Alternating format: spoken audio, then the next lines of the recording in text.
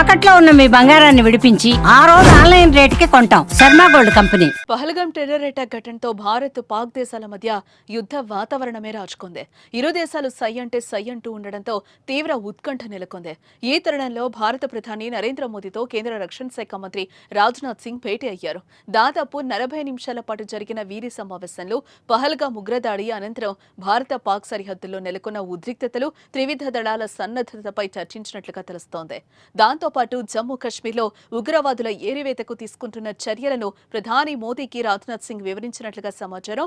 మోదీతో భేటీ కంటే ముందు రాజ్నాథ్ సింగ్ నిన్న భారత army chief Upendra Dwivedi, chief of general staff general Anil Chauhan తో సమావేశమయ్యారు. త్రివిధ దళాల యుద్ధ సన్నద్ధత, పాక్పై అనుసరించాల్సిన వ్యూహాల గురించి చర్చించారు.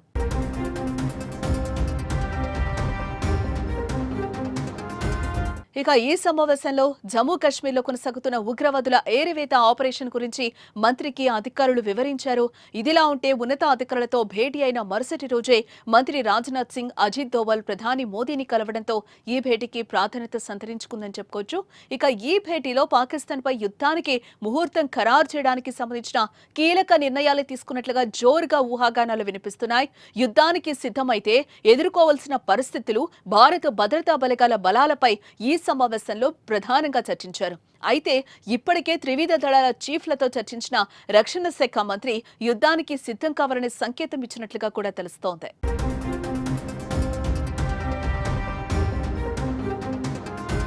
ఇక ఇదిలా ఉంటే మరోవైపు దేశ సరిహద్దు ప్రాంతాల్లో ఉన్న ప్రజలను కేంద్రం అలర్ట్ చేసింది. వరితో పాటు ఇతర పంటలు వేసిన రైతులకు ఆ పంటలను 48 గంటల్లో క్లియర్ చేసి వాటిని తరలించాలంటూ ఆదేశాలు జారీ చేసింది. పంజాబ్ సెక్టార్లో 530 కిలోమీటర్ల మేర విస్తరించిన ఇండో పాక్ అంతర్జాతీయ సరిహద్దుపై ఉన్న జీరో లైన్ను, భారత్ వైపు ఉన్న సరిహద్దు కంచెకు నడుమ ఉన్న పొలాల్లో కోతలను 2 రోజులుగా పూర్తి చేయాలన్నారు. దీంతో మరో 2 లేదా 3 రోజుల్లో పాక్పై భారత్ యుద్ధానికి సిద్ధమవుతున్నట్లే కనిపిస్తోంది.